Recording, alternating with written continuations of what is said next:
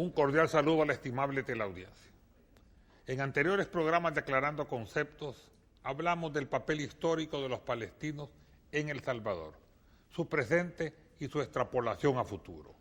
Hoy hablaremos de Palestina, allá, y su historia.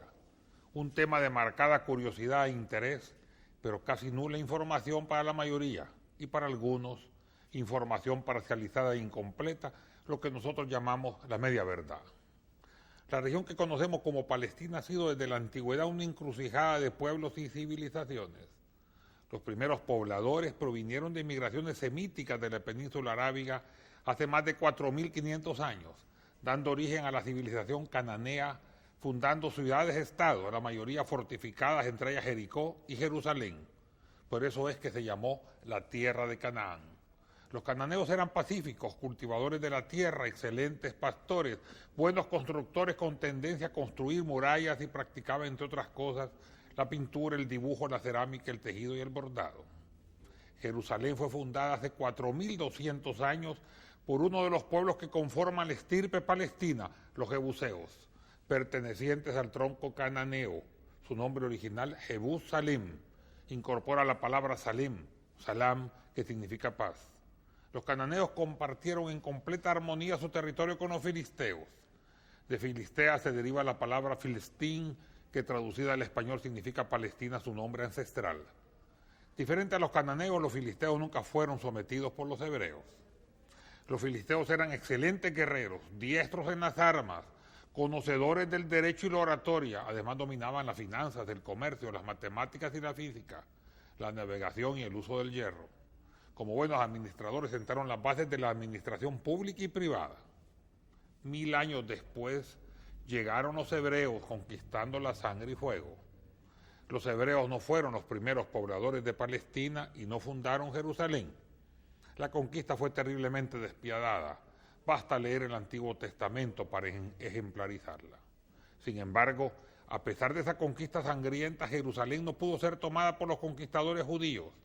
Fue dada en heredad a la tribu de Benjamín, pero permaneció en poder de los jebuseos hasta que posteriormente el rey David la tomó. Y David ordenó que no se tocara, ni matara, ni se torturara a ningún miembro de esa ciudad, Jerusalén. Mas los hijos de Benjamín no destruyeron a los jebuseos que moraban en Jerusalén, y así quedaron habitando en dicha ciudad con los hijos de Benjamín hasta el día de hoy. Jueces capítulo 1, versículo 21.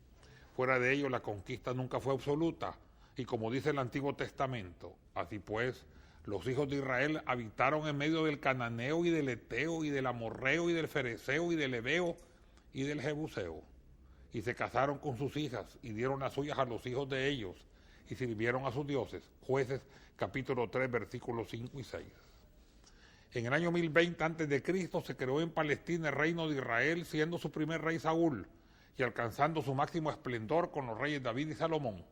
Hubo con dichos reyes de especial tolerancia y amplitud. Fueron reconocidos como profetas de Dios. De ahí el concepto árabe fundamental, que los déspotas y asesinos son siempre los mediocres. Después del reinado de Salomón, Israel se dividió en dos partes. El reino del norte con su capital Sabastia, que continuó llamándose Israel con 10 tribus, y el reino del sur llamado Judá o Judea con 2 tribus, Judá y Benjamín, manteniéndose entre los dos reinos una larga y irreconciliable lucha. En el año 622 a.C., Palestina fue invadida por los asirios, sometiendo al reino del norte Israel. Los babilonios invadieron a su vez el reino de Judá, Judea, el 586 a.C., llevándose cautivo una gran parte del pueblo judío, que determinó lo que se conoce como el cautiverio de Babilonia.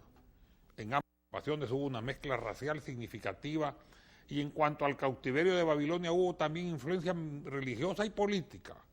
Los judíos dominados, pero inmersos en la potencia mundial desde entonces, aprendieron el arte de infiltrarse e influir en las altas esferas políticas, cambiando de estrategia, ya que no es lo mismo mandar teniendo más fuerza que hacerlo siendo más débil. Lograron influenciar tanto al imperio babilónico como el que le sucedió después, logrando la repatriación del cautiverio. En Esdras capítulo 2, versículos 1 al 7, se detallan los que volvieron del cautiverio. 60.000 varones aproximadamente, con propiedades y familias, y una nueva forma de pensar. El pleito se agudizó con los judíos que se quedaron en Palestina, sobre todo con los pobladores del Reino del Norte, entre ellos los samaritanos que se encontraban mutuamente diferentes. Antes, en número considerable, solo son ahora unos cuantos millares. De ahí se habla de las 10 tribus perdidas del pueblo de Israel. La explicación, sin embargo, de esta supuesta pérdida es muy sencilla. Convertidos al cristianismo y al islam se encuentran mezclados con las otras etnias, formando parte de los pueblos árabes de la región, especialmente Palestina, Siria y Líbano. Persia somete a Palestina 206 años hasta que los griegos, comandados por el conquistador macedónico Alejandro Magno, la derrotó, incorporándola a su imperio y otorgando su mandato a Ptolomeo, uno de sus generales. En el año 64 a.C., los romanos conquistaron Palestina dividiéndola en 4 provincias: Judea, Samaria, Galilea y Idumea, la tetrarca de Filipo. Y en ese tiempo la integración palestina estaba configurada. El hebreo como idioma ya había desaparecido y se hablaba arameo, el idioma de Cristo, una mezcla de hebreo con árabe. Los judíos propiamente dichos eran los habitantes de Judea, incluso ellos hablaban arameo. La mezcla con cananeos era evidente, como lo determina la misma Biblia, y en el caso de una de las dos tribus de Judá, la de Benjamín, la mezcla llegaba al 100%.